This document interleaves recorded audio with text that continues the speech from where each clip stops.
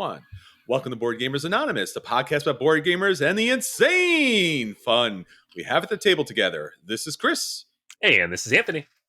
And this is episode 353, Holiday Gift Guide for 2021. We'd like to thank all our Patreon backers for helping us bring you a brand new episode, but especially our new Patreon backer, Philip Knight. Thanks so much, Philip. You rock. All right, everyone, we're back, and it is the holiday season. The season in which we buy all the games and pretend that we didn't spend all the monies on all the games and huddle around the games because that's basically all we have, except for crippling credit card debt. Well, that was fun, man. Way to start us off. Well, look, games have gotten expensive if you haven't noticed. That's all I'm saying. There is the season to be depressed. My games but if are you're going to everywhere. if you're going to be depressed, at least you should have a really cool board game by your side to get you through the holiday blahs nonetheless. But yes, this is the super hot, super rare Board Gamers Anonymous Holiday Gift Guide for 2021. We have searched through all of the naughty and nice lists and come up with a list of games that we think that you will enjoy and should look forward to purchasing for the holiday season. Obviously, Anthony, we're always very much aware of the expense, so we're not going to throw anything crazy on here, although we might at the end, just in case. You didn't tell me to keep it cheap, man, so I don't know. Oh, no. So we got a great list for you, and that's going to be our feature review. So that's going to be the big holiday guide. So stick with us for that. But Anthony, before we get into that, there's been a little bit of things going out on the board game scene. So speaking of big things, there's a big thing coming out. And it's kind of undead, right? Huh? Yeah, a little bit. super not alive. So yeah, if you pay attention to the board gamosphere at all, you've seen this. The zombie side Marvel, they're calling it Marvel Zombies, but it's just zombie side Marvel. Little bits have been flowing out into the ether. The first thing that came up on the net that I saw personally was the Galactus that's the size of that giant Cthulhu baby. Yep. And that thing's huge. It's going to cost a couple $100, but it's pretty cool. It's very tempting. And then you sent over to me today a video that had a little bit more about the actual, like the cover and some of the characters and how it actually plays. And it's not your typical zombicide because now you're playing as the zombies. Sure. Is twist. Yeah, I was wondering when they would get around to that because Zombicide seemed like they were eventually going to do that twist. And yeah, they did it. And you get to play as one of the Marvel heroes that is undead. So I think there's like Captain America, the Hulk. I think Miss Marvel is one of them. I can't think Iron Man. I think Iron Man's one of them as well, from what I remember.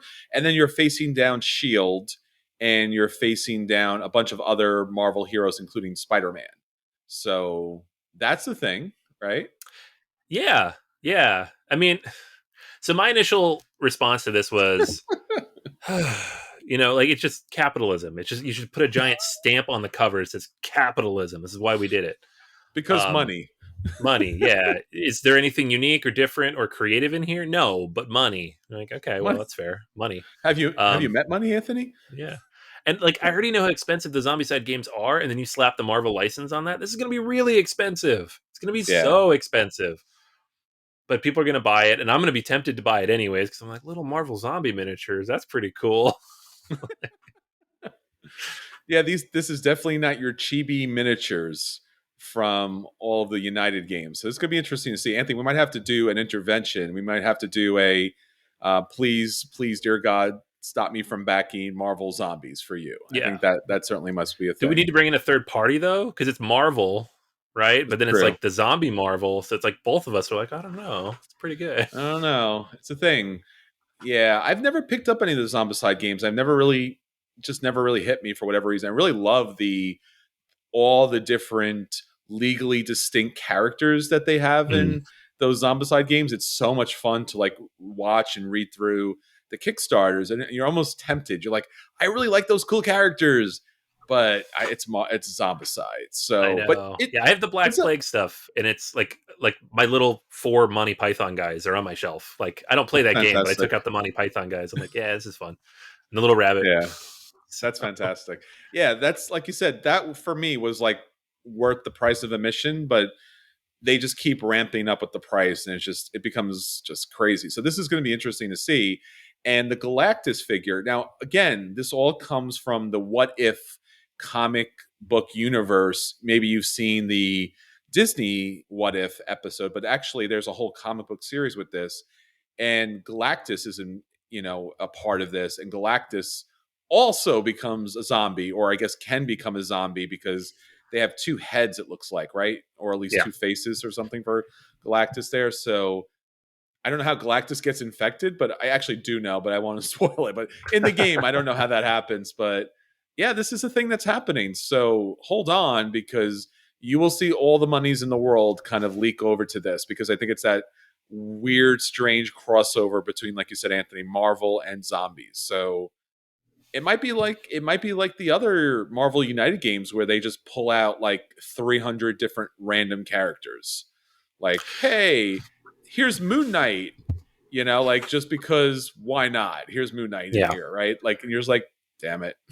yeah. And what they'll do, and this is what they'll do because this is what they do, is you'll have zombie version, and then as a stretch goal, eventually you'll get non-zombie version. And so you Yes. can choose whether to play as the zombie, which I guess is the hero in this case, Yeah, or yeah. fight against the hero. And so there's going to be so much stuff packed in here. I We shouldn't take a bet now. How much do you think? What is the over under Oh, on the all in cost of this? So the all in would be the full pledge plus all the add ons, which would include Galactus. What are we looking at here? I'm gonna say 450. I'm going to say 550. Oh, okay. I All was right. I was thinking up around 600 because we've seen a few Kickstarters in the last 6 months hit the 700 mark. I Sure. I think Simon, like with this, they might be able to pull that off. I don't think they should, but I think they will. They never ask if they should do a thing. They just do a thing. They're like, this will make all the money. Like, oh, it's gonna crush like a whole bunch of countries' GDP, but who cares? Yeah, Money. plastic. It's super good for the environment. Plastic. I mean, I can't. I'm surrounded by plastic, but that Galactus, man, it's so big. I honestly wonder if it's how high in comparison to the Cthulhu, because that's I don't know. I'm yeah. looking at a picture of it now, and it looks like it's, I don't know, from like here to the top of my head. Wow. So what Okay. is that, like 2.5, 3 feet? And then it's going to be like cross-platform, possibly playable with the other Zombicides too. Oh, it better be. Yeah. So all those other wacky characters get to play. This is going to be Yeah. painful. Yeah, Yep. I'm not backing this, but I will say a novena for you at the very least, because this is going to be all the monies.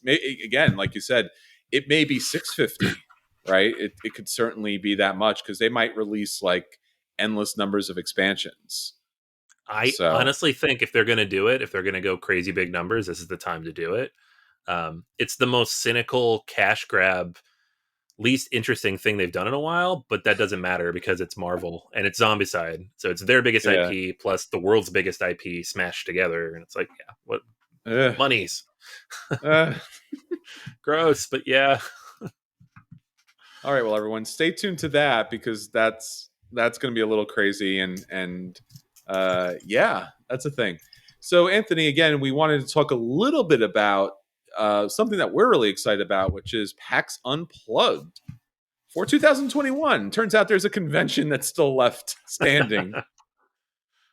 Yeah, absolutely. We're actually going to go to this thing. So that's weird, right?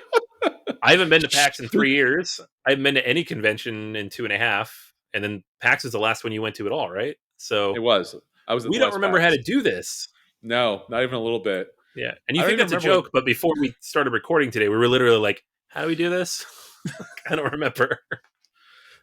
So if you're a publisher out there or a designer and you're listening, remember, we forgot how to do this. So please find us, because we're probably going to be wandering around in circles, or be like, just like walk up to people and then get afraid and walk away, and then walk up and then get afraid and walk away. But like, I don't know if I should be engaging with people at this point, or I don't know what we're supposed to be So doing do here. we play the games? What is the deal here? What is this? Why are we here? Yeah. That's weird. I don't know why we would do that. It just doesn't make any sense. Why would you play the games?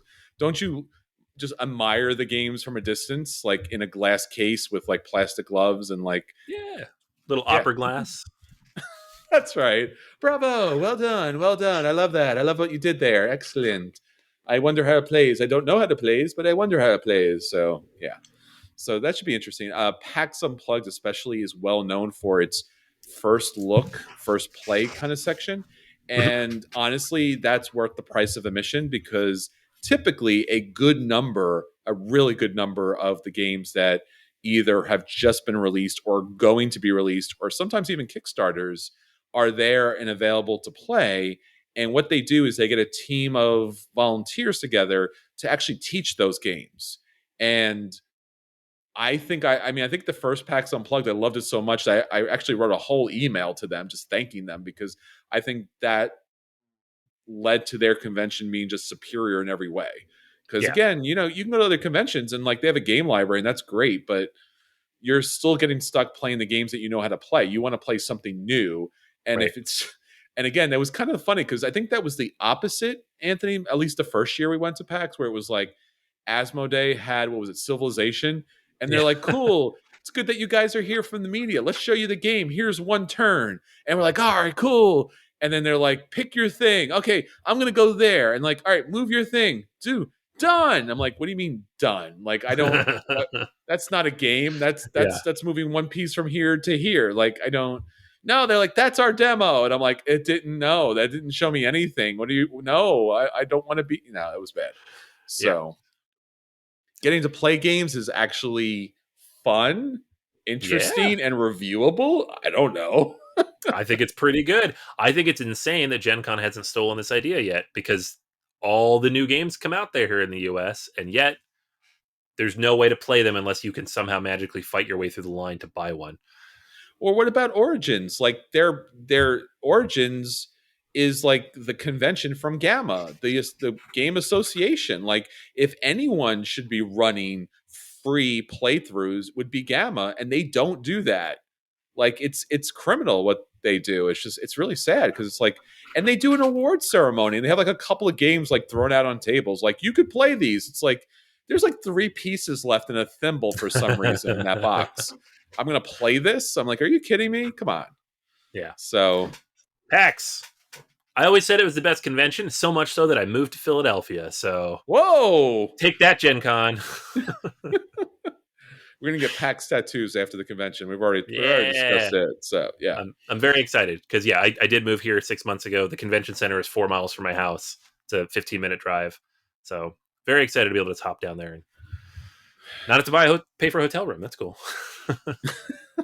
So we'll have more details as that comes up, and we'll be giving you a full kind of like preview, review, um, live at the scene. We'll see how if we remember how to do those things. Remember, we used to do like Mm-hmm. live video, Anthony, at the conventions, and we used to tweet live, and we used to send out pictures live. Like, remember, we used to do things. Remember conventions? Yeah, that's weird.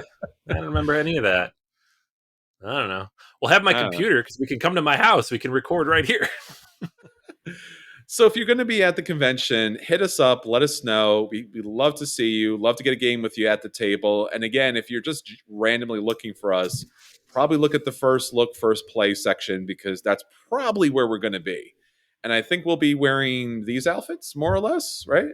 Little That's BGA stuff. Yep. So if you see BGA, sit down, introduce yourself, and remind us that conventions are cool again because we forgot. It's been so long. It's gonna feel weird and dreamlike. Like, am I really here? I know it really is, and I'm really excited because PAX does an exceptional job each and every year. So I think that they're going to do that again. And again, Philly is an amazing city. If you haven't been to Philadelphia, I mean, you got to go. I mean, it's big enough that there is so much to see that you're never going to run out of things, but it's small enough that you never feel overwhelmed. like you can actually find your way around. It's not like Manhattan where it's just like, oh, everything's huge here, everything's super Yeah. fast. So it's Yeah. a good mix. And I'm not going to say what other conventions, but like when you leave the convention center here, things are still open and Yeah. things are easily accessible. I'm just saying, it's really a good thing. Like you can get food like everywhere, and you can go do things all the time. And the hotels are across the street. I mean, all the hotels, all of them. People come to PAX Unplugged. Again, not a plug for PAX Unplugged. We're not getting paid by PAX Unplugged, but it's a really good convention. Really like it. Yep. All right, so that's everything that's going on with us, Anthony. Now on to our feature review. So our feature review this week is again one of our favorite feature reviews because again, it's talking about our favorite games that are coming out this holiday season. And we would love to inform you what is the latest and greatest that you should be looking to pick up for the holiday season. Obviously, the games have become really crazy, kind of expensive, and sometimes even hard to find due to the crazy supply chain problems out there, which seems weird, right? Like, I think like most board gamers, especially Euro board gamers, know how to operate a supply chain like really, really well, even though that's not Right. their thing, right? Well, Like it's they not my gotta call field, but us. I Yeah. know. Why aren't they calling us? Like, come on. It's like we have a supply chain problem. Done. I'm in there. We have these shipping containers we can't get through. Panamax, we're done. Like whatever you got, we got it. Just send in Yeah. a team Yeah. of professionals in there. We don't even want to be paid. We just want victory points for getting the ships through. So Yeah. but we do have our 2021 list. We break it down in a number of different categories that we think would be super helpful for you as far as picking out the best games for the holiday season. And obviously, Black Friday is upon us. So we'll try to get this episode out a little bit earlier so that it doesn't hit on Black Friday, because I think it might be a little too late at this point. But I know most of the major board gaming online companies, so your Miniature Market, your Cool Stuff Inc., your Game Nerds, and several others that are out there are already having some of their specials out there or their upcoming specials. So, Anthony, let's talk about some of those games. So, what's our first category? First up, we have kind of the self gifting, because I've never Ooh, gifted anybody an app, but board game apps, right? Um, sure. I think we're past the time where we say this is the year of the board game app. They're just all the big games get apps now, It's all of true. them. If think of a big game that sold more than 10,000 copies, it's getting an app. It's true. It's gonna happen. Like things pop up now that I didn't even realize were coming out, and I'm like, oh, cool. Um, so yeah, I played a lot of good apps this year, and I think all four of these are fantastic. The two that I chose that I wanted to share were Brass Birmingham, Hmm. which is available, I believe, I know it's on Steam because where I have it, and then I believe on iOS. And Sure. it is a very solid, very accessible implementation of one of the best of Martin Wallace's games, Hmm. and the superior version Absolutely. of Brass. So it does a good job of capturing the artwork without making it too dark on the screen, which is what I would worry about with that particular. Things pop enough that you can see where everything's supposed to go. The multiplayer Sure. works well. They've implemented a lot of fixes and updates since then. So uh, Brass is a fantastic game in general, but being able to just knock out a quick game against the AI, it's just some games work that way and they're fun, and some Hmm. of them are not as fun. This one is one of those ones where I'm happy to just sit down and play for 15 minutes and kind of play with different routes. And yeah, so it's a regular mainstay on my computer now. Um, the other one we talked about just a few weeks ago is Concordia, which Sure. is also available on Steam and iOS. And this is just a fantastic implementation of one of the all-time great games. It's honestly surprising it took this long to get a digital implementation because it's fairly Yeah. simple, right? Basic map, basic cards, place a thing, move around, but it does a really good job of zooming in and zooming out to where you need to be, capturing all the information. You know where everything is and where it needs to be, based on what your opponents are doing, and it plays really quickly. It doesn't have too many animations, like enough to be interesting, but not so many to really slow it down because there are a lot of different pieces to each move. So both good Euro games if you want something meatier on your device. Yeah, both are great. Both high recommendations for me as well. You could play Concordia on an iOS or obviously up on Steam. So really good opportunities. And again, Concordia is one of those games that's it's not as fast as Ticket to Ride, but it could almost be once you kind of get in the zone. because the AI is pretty fast with that, and you know what routes you're taking, you know what resources you have. So pretty cool. I want to give an honorable mention because I have not played it yet, but Gloomhaven is on Mm. Steam. And one of the things that really just honestly, bugged the heck out of me about Gloomhaven was the fact of like the setup and breakdown, and obviously the endless numbers of missions. But having it digitized, having it on Steam, I haven't played it, so I can't recommend it, but I recommend you look at it because it looks pretty good. And I think that might allow a lot of us, like me included, to actually finish Gloomhaven because, again, it's a lot. So, yeah, that's great. I want to go back to a little bit of an older game, not that old, but again, something that still stands up to this day, and that's Wingspan. Wingspan is still a phenomenal version on Steam. I think it's one of the best, if not the best, board games I've ever seen online, just because it allows you to play the normal Euro kind of version of it, and then it lets you in the game switch on and off between that and the animation kind of style that comes along with the bird songs and the music and the background and the online play, and the AI is pretty tough. I mean, it's unnecessarily an exceptional app, and it's reasonably priced too. And then finally, the Fox and the Fars. We talked about this recently. I know it's a favorite game of Anthony's. I have it on the iOS. It's a little small on your phone. I wouldn't recommend on the phone, but on Steam, it's quite good, and the AI is kind of fun on to play it as well. Awesome. Yeah, fantastic. Those are both good games. A little more Mm-hmm. family oriented, a little lighter, a little quicker than Yeah. the heavier stuff I picked out. But Mm-hmm. Fox and the Forest, especially, just so good. I wouldn't think for something so simple and small box that they would just such a beautiful implementation, but that's great. Yeah, and again, they could have just leaned on just the cards, but they give a lot of really nice animations, and it just plays really well. All right, Anthony, All right. what's up next? Next category, we got family games. So we each have Ooh, one each here, and we do. there are just a ton. I actually have a review coming up next week that not quite ready this week of another family game that seems like it'll be solidly up everybody's alley. But just a teaser for next week. If you need a I late can't wait gift to after listen. the gift guide, but the game I want to talk about this week, you should absolutely check out as well. It's Overboss from Brotherwise Games. This is a boss monster adventure. So Brotherwise, known for Boss Monster, among other games, just a quick little card game of a hero running through a 8-bit video game dungeon. Overboss is you are that boss, and you're building the overmap that the hero has to run through to find that dungeon.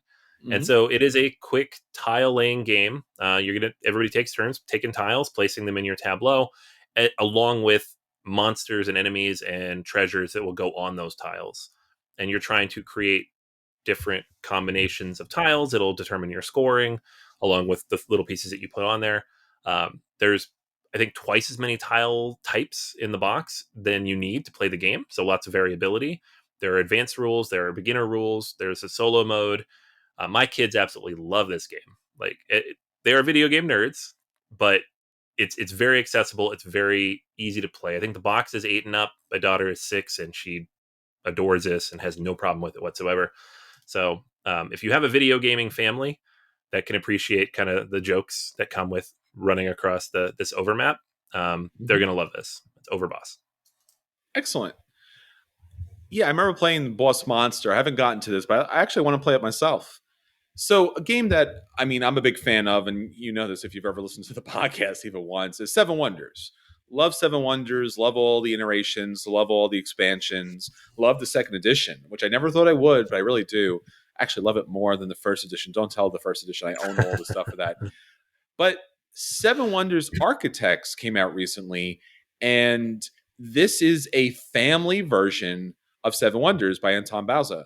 And in fact, Board Game Geek itself rates it at a 1.6 weight.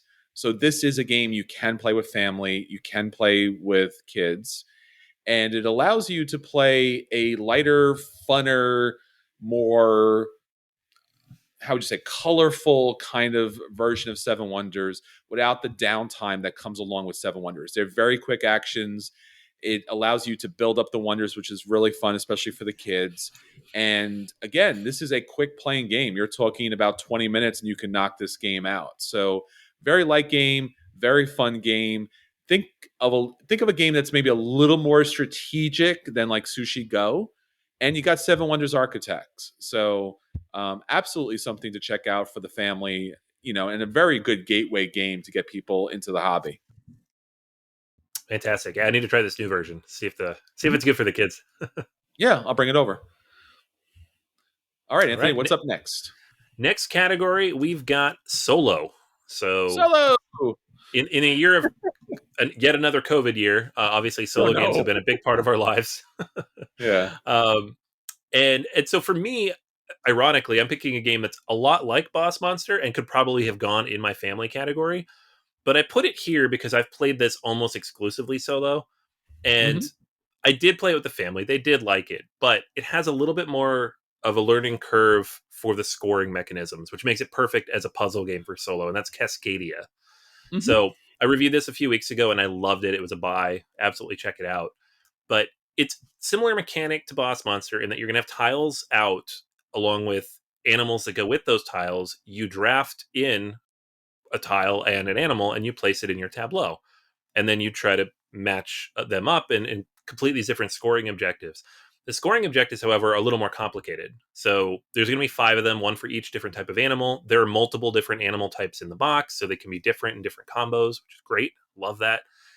And so they can be things like, okay, this can only have this type of animal next to it, and this one has to be in this particular pattern, and this one needs to be, you know, every other one. You can't have a bear next to another bear, but sometimes the bears need to be next to each other. Like, you have to keep all these things in your head. And so when I reviewed it, I compared it to like Sprawlopolis, but with animals and hexes. Hmm. And that is what it feels like. And Sprawlopolis is one of my favorite solo games of all time because it's so quick and easy to play.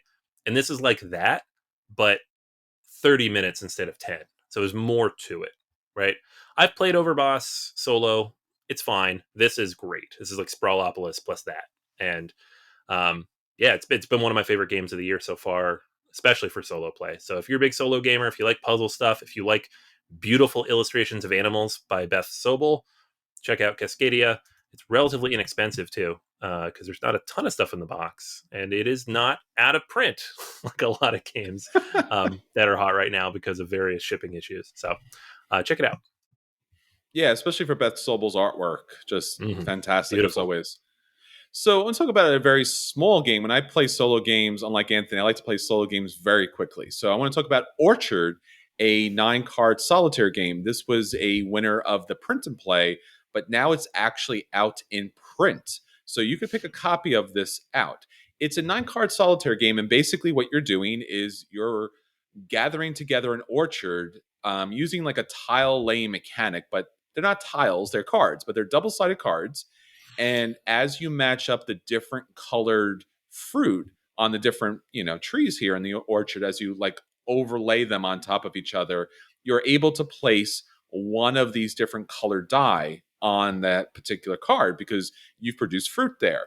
The more times that you overlay the cards to increase your orchard with the same color, I guess, fruit in there or same color plant in there, one of the 3 different colors there, then you'll be able to upgrade your die. And then eventually it becomes full. And then by the end of the game, you'll be able to score points based upon the dice that are all over your orchard. There can also be spoiled fruit, but that's a little bit of a downside there. Nonetheless, you score points, you see how you did in comparison to the game's rules, and it gives you a bunch of different fruit puns in there. It's just a quick, fun game, and it's a small, tiny box with a really nice number of like customized dice that you can play with. And, that's pretty much it. Orchard. Cheap game, fun game, quick game. Orchard's fantastic. Yeah, Yeah. and the sequel is just up on Kickstarter, which I backed because I think all it adds is, I forgot what it adds. Like, what does it add? The ants or the, I don't know. There was like one new mechanic they threw in there, just Yeah. like apple orchards. Um, but such a fun little quick game. Yeah, good call. Thanks. All right. Next up, we have 2-player games. So 2-player only games that you just play with 2 people. Lots of these games play with 2, but specifically, what game would you just play with 2 people? So the one I picked is Botanic. This Mm. is a 2-player only game from Space Cowboys. And one of the people on the design team, Sebastian Pauchon, worked on, well, he was the sole designer of Jaipur, which is one of the best 2-player games in my collection as well. So like that's right up there for me with Seven Wonders Duel in terms of games that gets to the table for 2 players. So that's why I was all about Botanic when it came out. The artwork for this game is just insane. Like, just look at the covers, like this woman with 4 arms planting things inside of machines. It's weird, but the gameplay, and that's not bad. I like the artwork. It's weird. So Yeah. come at it as you will. Some people might find it too weird. But the gameplay is, again, like this tiling thing where you have like this special kind of drafting mechanism in the middle of the board where you're kind of moving things back and forth between you and your opponent and drafting tiles accordingly based on what you flip over, and then building into your own personal tableau, which looks a lot like Pipeline, if you've played that, where everything has to connect, and the different types of machines that connect will determine how you score. So you're trying to connect these different things. They have different icons on them, and it becomes kind of a little bit of a brain-burny puzzle at times, but it's not crazy heavy. You're just taking a tile. Often you only have 1 or 2 options available. You're placing it in your tableau, and you're trying to get the most points. So it's quick. It's 20 minutes. It's thinky and puzzly, which I love. And it's very clever and creative design. Like, this is, I want them to make more of these types of games because it's out there. It's different. So definitely check that out if you like just quick, weird little 2-player games. Botanic. Yeah, no, the artwork is very unique. It's very different. It's very surreal, kind of French surrealism kind of there. But yeah, no, fantastic. For me, as far as a 2-player game and only a 2-player game, I'm looking at Summoner Wars 2nd Edition Master Set. Summoner Wars is a game that we reviewed so many years ago. And recently, I think we reviewed it. I think I reviewed it, actually, in fact, or previewed it. And again, it was the idea that they took Summoner Wars that was a game that was just a phenomenon. Like the idea of having these cards act as miniatures that, usually you would have to get like this really kind of extensive rule set to it, and you would have like this big board and how everything moves. But by placing the cards like tiles down on the board, it gave you all the explanation of the character that was in play. It gave you the hit points, the attacks, the special abilities, and there was all of these different factions that were in play. It was really a great game. Except the artwork kind of bugged me. Like, I get the artwork. I bought the game. I own the game. I own the game and owned several of the expansions, but the artwork never really gelled with me for whatever reason. 2nd edition, new artwork, but also they did upgrade the rule book, which was not the best. And they did fix a lot of the cards and a lot of the factions, and they made things make a little more sense. So instead of walls that kind of like you can populate characters from, there's now portals, which makes a lot more thematic sense to it. And it's actually a really solid, super deluxe, fancy kind of version to it. In fact, I'm not sure what to do with my original set. I'm like, should I get rid of this and get the new set, or get the expansions at like super discount? Like, they're throwing them out the door now at this point. I'm like, I don't know. But again, if you've never played Summoner Wars, this is really a great place to start. The 2nd edition master set comes with a number of different factions to play, and you won't be disappointed. It's really, really a great 2-player game. That's fantastic. Yeah, Summoner Wars was one of my favorite games, period. And then for whatever reason, it just kind of dropped off. I think they stopped supporting it. We stopped playing it. But man, I love that game. We used to play it every Sunday. Every Sunday that thing would come out. And there was that 4-player variant where you put like two boards next to each other and you had allies in that. That was fun too. Yeah, and it was really long, but it was still fun. It was. All right. Next up on the list, we have light games. So I cheated a little bit because I'm just, Spielus Yar.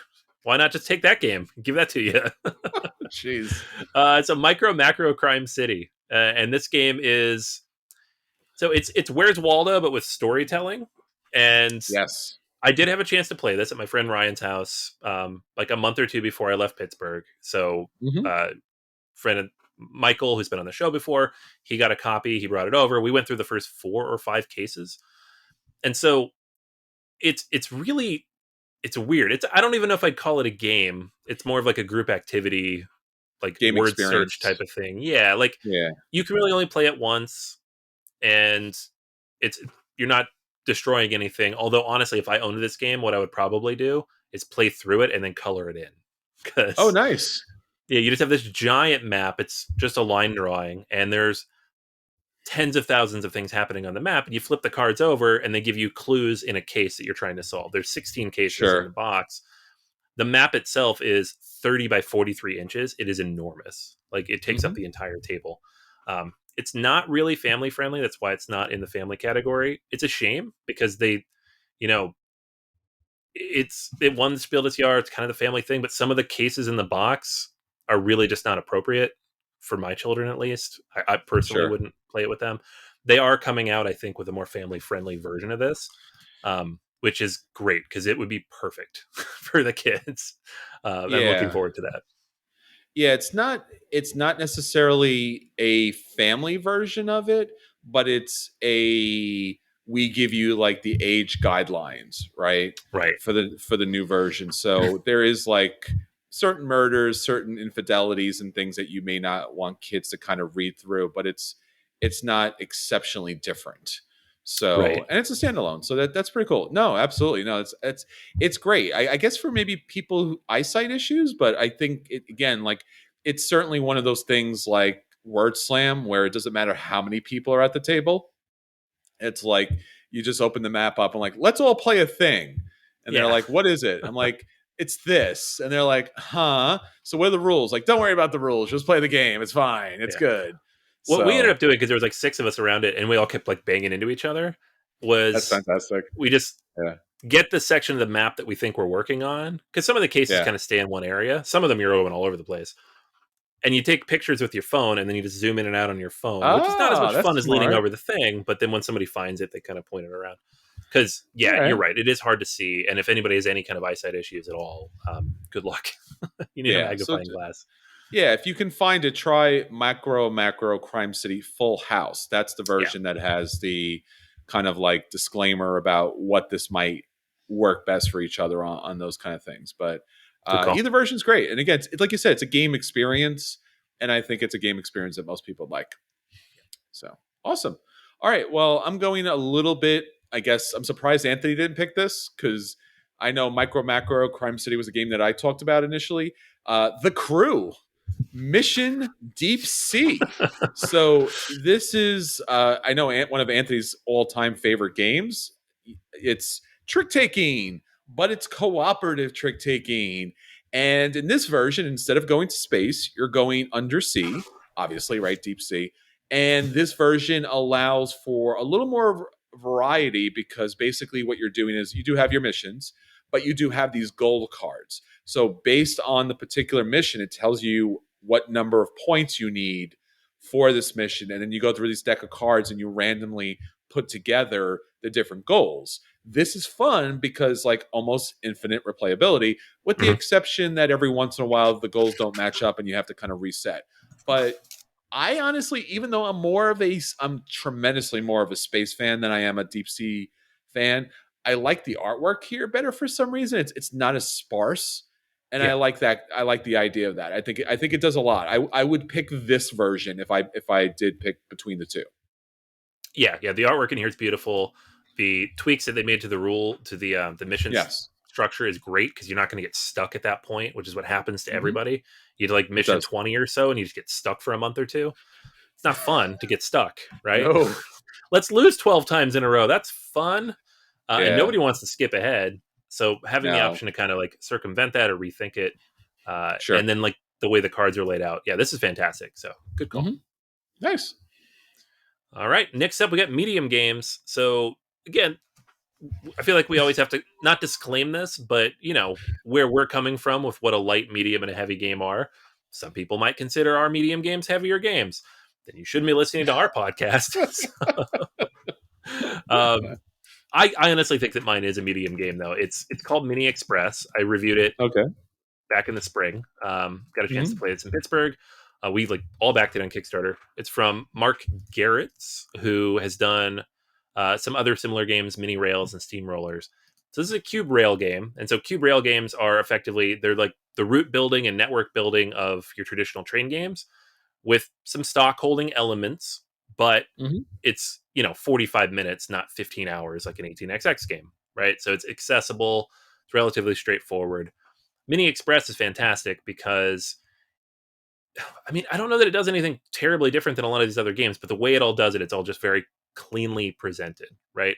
You have a map. There's 2 maps that come in the box. There's going to be more coming in the future, but they've kind of delayed the next Kickstarter because of shipping costs. What are you going to do? Yeah. But you put tiles on all the different cities, and you'll invest in different companies, and then you'll build rails from those companies out to these different cities, pick up different goods, and you're trying to like manage these 2 different tracks, like the value of the company, but then also to score the points from that company, you need to be higher in like your influence for that. So you need to pick up a certain amount of goods to be able to actually score. So if you run Hmm. the brown track all the way up, or the brown trains all the way up, but you don't actually have any wood Mhm. influence, you haven't built any wood up there, then you're not actually going to score that. Someone else might score that. So um, it's a really fun like push and pull mechanic. It is a bit of a brain burner, but it only takes 45 minutes. So I think BGG lists it as like a weight of a 2.5. I think that's probably accurate. I could probably play this with my son. I don't know how much he would enjoy it, but I don't think it's that complicated of a game.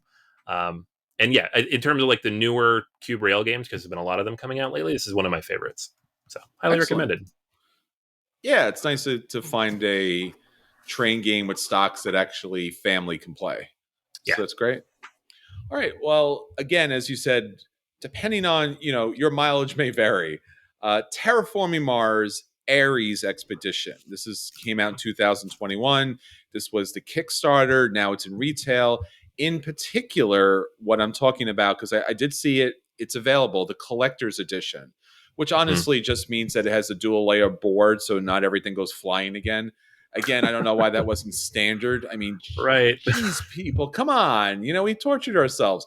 But the collector's edition has a little bit of an upgrade there. And I think that's definitely worth your time and honestly worth a couple of bucks to kind of throw that in. This is a 2.9 as far as the weight's concerned, and obviously lighter than Terraforming Mars with all of its endless expansions and everything else. So I do think this fits in a middleweight kind of game. This, honestly, and I know it's sacrilege, so maybe this is the last time you listen, but this is the Terraforming Mars edition game that I prefer. All right, I'm not listening anymore. I'm out. Damn, I I'm lost out. Anthony. He listens to every episode, and I lost Yeah. Anthony. Every Uh, single one. I'll still come record. I'm just not going to listen anymore. there you go. I honestly, I mean, I feel like the endless numbers of extensions and glut that's kind of bogged down Terraforming Mars really just took away a lot of the joy of the game for me. And Terraforming Mars Ares Expedition really kind of puts back the joy in it to it.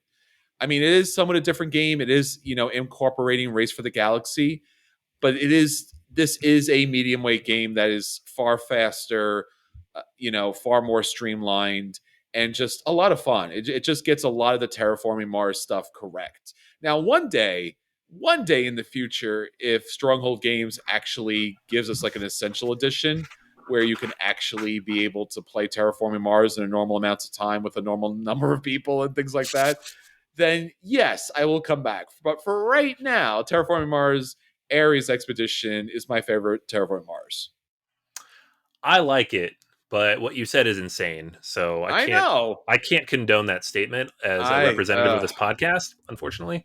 Um, but I do like the game and I own it. And it's sitting over here. I wish I had the collector's edition though, because going back to those standard mats No, it's not good. is Yeah. insane. You're right. I don't know why they did that, but what are you gonna do? The views expressed by Chris is not the views expressed by Board Gamers Anonymous. Those are his alone. His crazy, crazy. No, I think most Terraforming Mars fans get it, right? Like Yeah, this is a game that you could put to the table and not eat up your entire night with endless expansions yeah, and like yeah, yeah. twists and turns and things like that. Yeah, So it's one of my favorite games of all time, but there's nothing worse. And I'll say this, I love this game, and I'll always say yes if somebody wants to play it. But there is nothing worse than sitting down thinking, let's play Terraforming Mars, it'll take 2 to 3 hours, and having it take 5. It is yes. terrible. And you're like, great, it's 1 in the morning. We're still playing this game that I've played 80 times. I don't want to be doing this anymore. Just terraform the planet, Joe. Terraform the planet. I think more of the negotiation beforehand of trying to figure out which expansions to include, Right. because that's always going to be a thing. Of like, but Prelude, right? Everyone's on Prelude. You're not on. dude, prelude, Yeah. prelude, prelude. And then it's like, no, let's throw in all of the expansions. Like, no, you need to leave the house right now. I don't want you here anymore. Like, we I just can't do remember this. I just remember coming to visit you, and I can't remember who it was, but we were at the mall, and we sat down to Oh play no. this, and whoever put the game out was like, no expansions. And I was like, what? I I know. cannot play this game with no expansions. Like, we got to have Prelude or something. And they're like, no expansions. I'm like, why did I agree to this? You're not cool, man. All right. Oh, man. Let's, So, heavy let's games. yes. All right. So, we each have two here because that's what we do here. We got heavy games for you.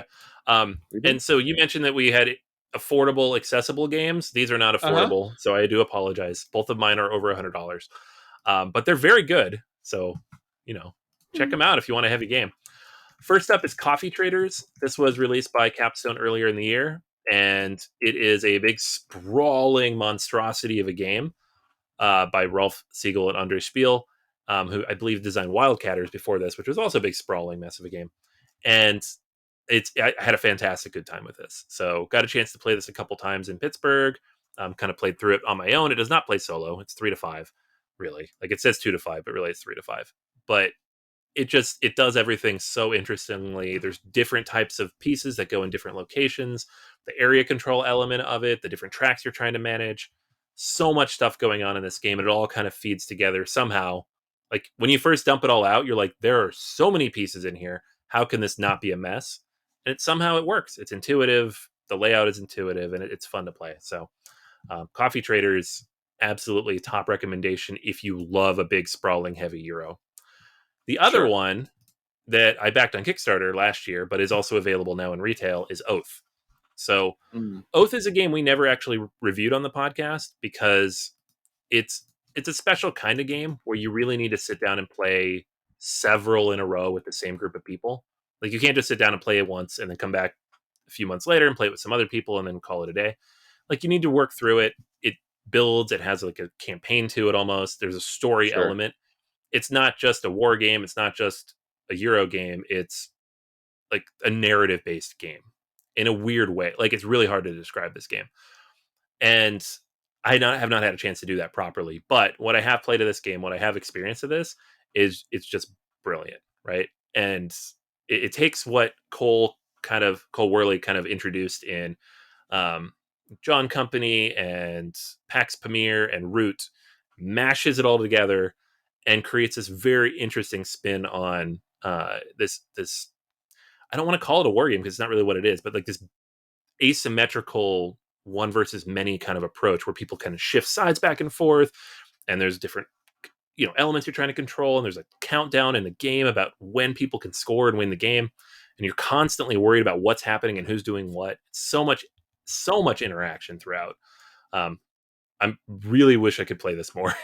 Someday, we'll get a good group together and we'll play it. But if you have the group, and again, you want 4 or 5 people to play this properly. If you have the group in the money, because it's expensive, Oath is very good.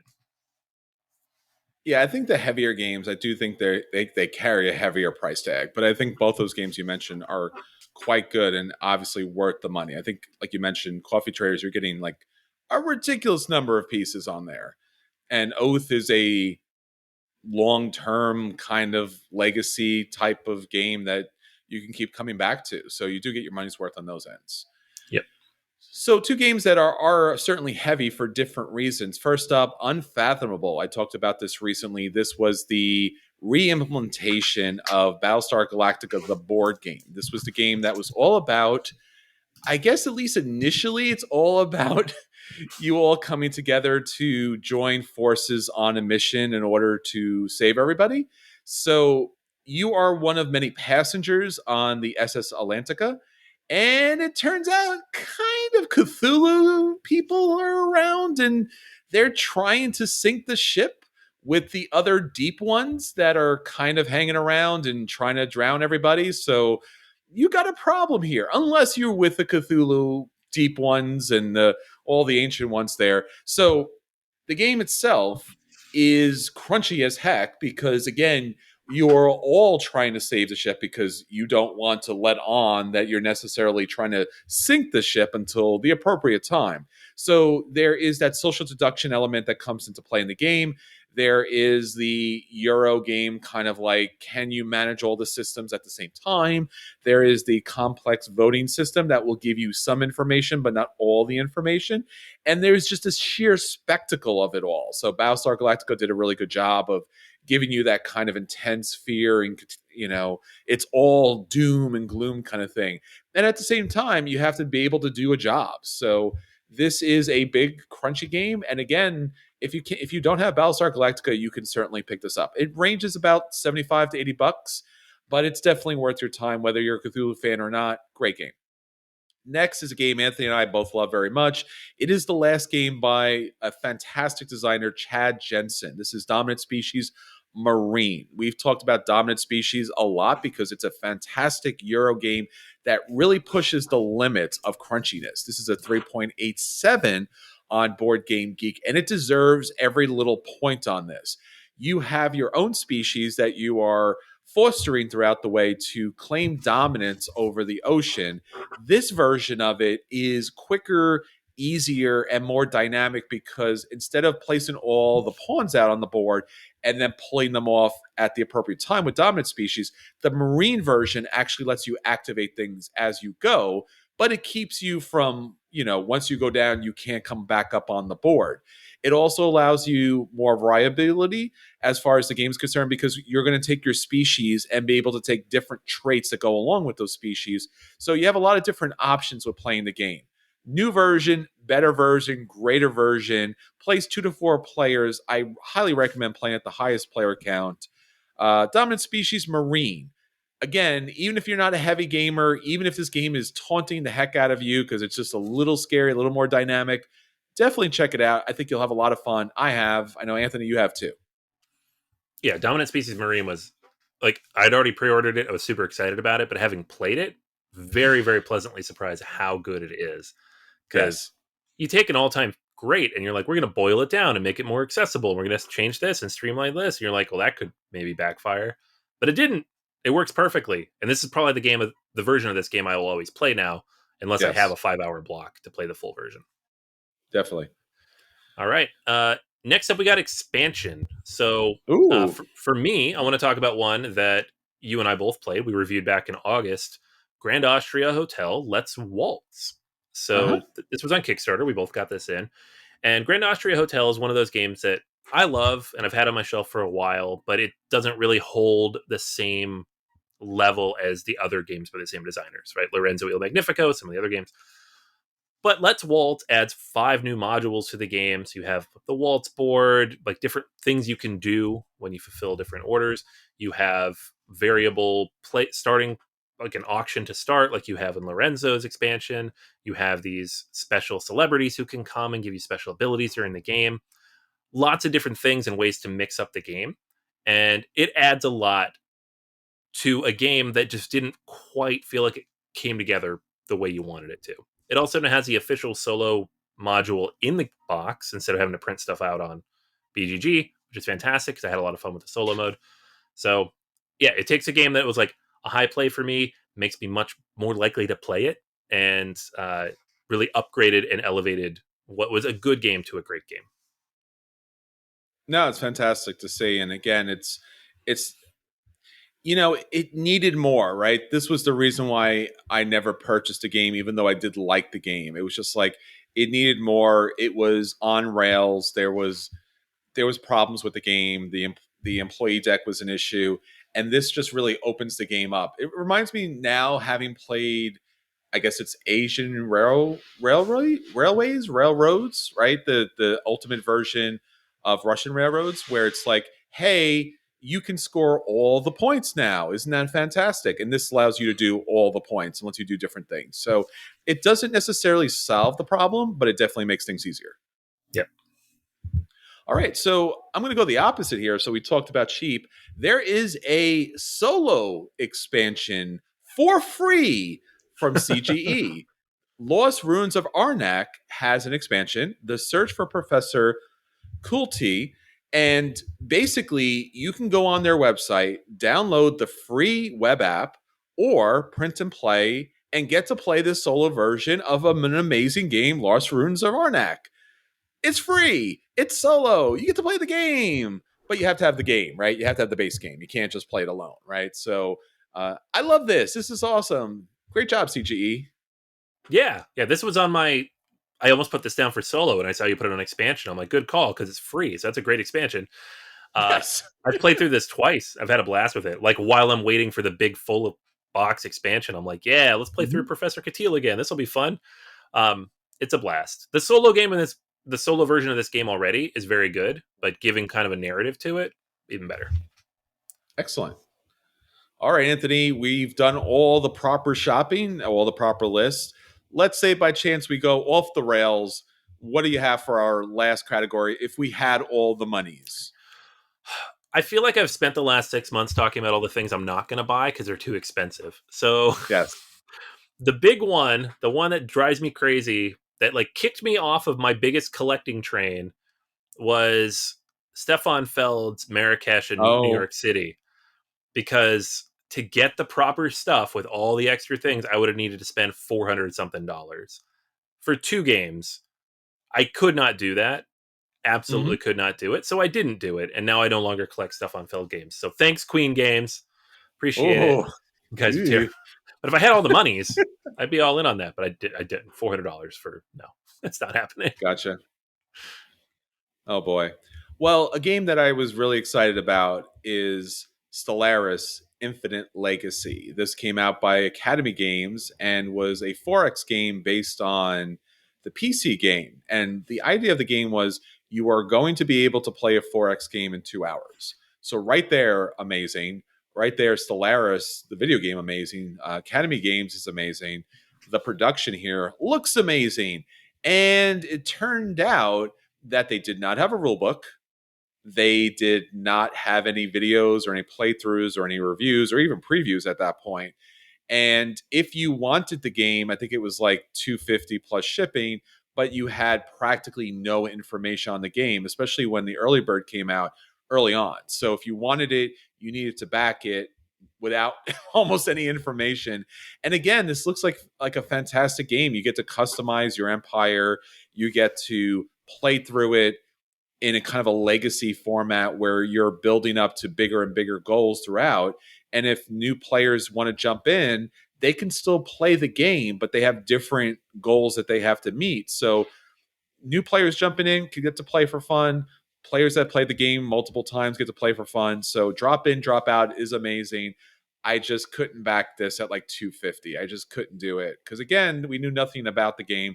Plus shipping, it was going to be extraordinary, plus all the extra content that certainly you would want to buy along. So sadly enough, did not back this game, but I don't know. I just don't have all the monies. So that's what happens to all the monies.